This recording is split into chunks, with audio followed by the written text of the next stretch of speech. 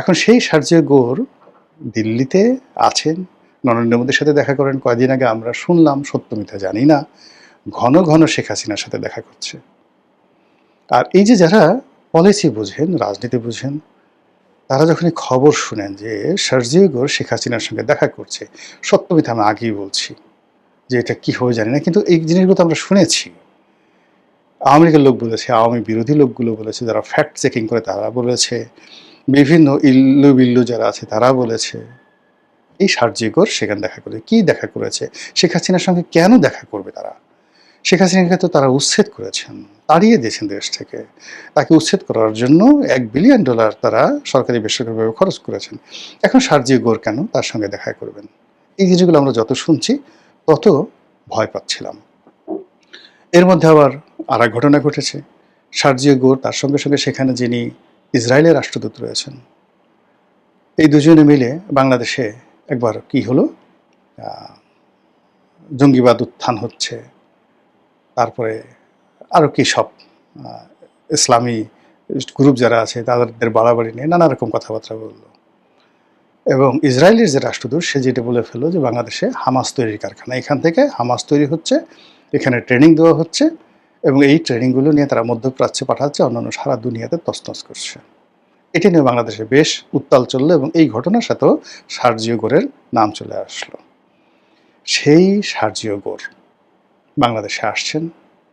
তিনি আসার আগে আবার মার্কিন যুক্তরাষ্ট্র থেকে উচ্চ পর্যায়ের বেশ কয়েকজন প্রতিনিধি গোপনে প্রকাশ্যে চলে এসছেন।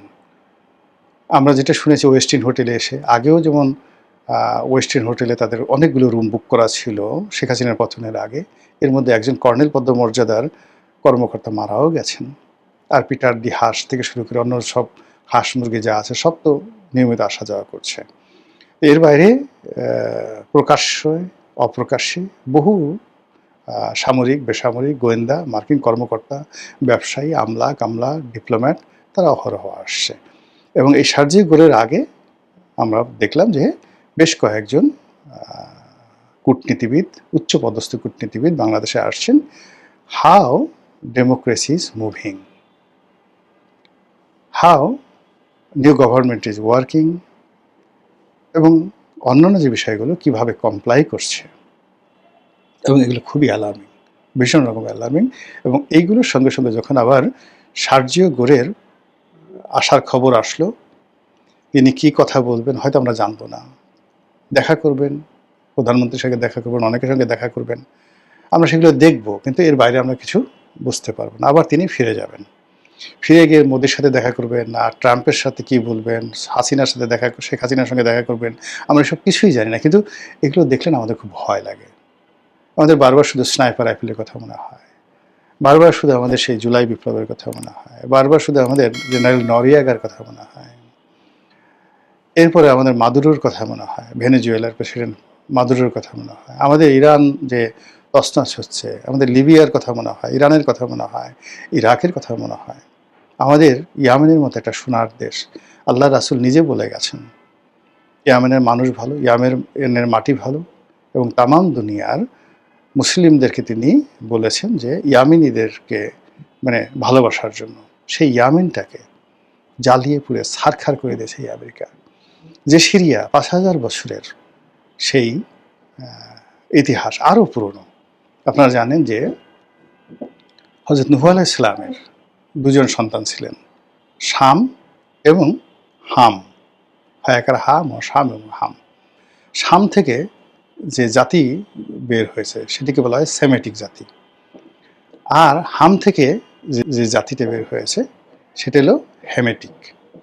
তো সেমেটিক এবং হেমেটিক এই দুটো জাতির সত্তা হযরত নূহ আলাইহিস সালামের পরে যারা জীবিত ছিলেন এই দুই সন্তানের বংশধররা এই পৃথিবী ডমিনেট করেছে, এবং এখন পর্যন্ত তাদের ভাষা, তাদের রক্ত, তাদের কৃষ্টি কালচার, এবং এই যে সেমেটিক সভ্যতা, অর্থাৎ তার যে হযরত নূহ আলাইহিস সালাম, শাম ইবনে নূহ, এরপরে যে জাতিসত্তাটি পৃথিবীতে আধিপত্য বিস্তার করেছে, এটা হলো first stage of human civilisation.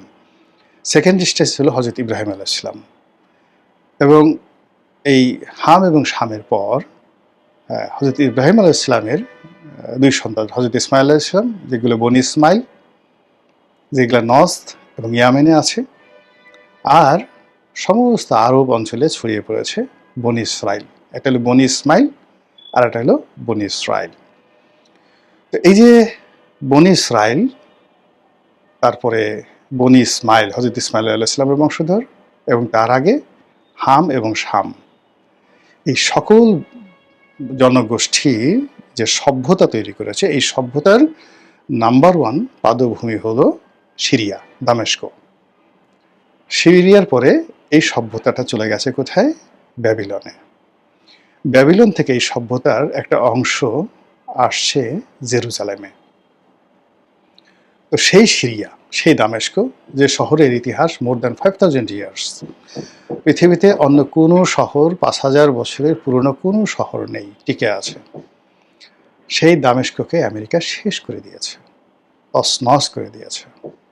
কাজে আমাদের তো ভয় হয়, আমাদের ভয় হয় যে সার্জি হুগো কেন এলেন, কি করবেন, কি বলবেন, আবার কি বিমান কেনার কথা বলবেন, আরও কি শর্ত দেবেন, আরও কোনো চুক্তির কথা বলবেন কিনা, কিংবা শেখ হাসিনার বিষয়ে তিনি কথা বলবেন কিনা, আওয়ামী লীগের বিষয়ে কোনো কথা বলবেন, আমরা কিচ্ছু জানি না। কিন্তু আমরা যখনই এই নামগুলো শুনছি, তখন আমাদের ভয় লাগে, ভীষণ রকম ভয় লাগে।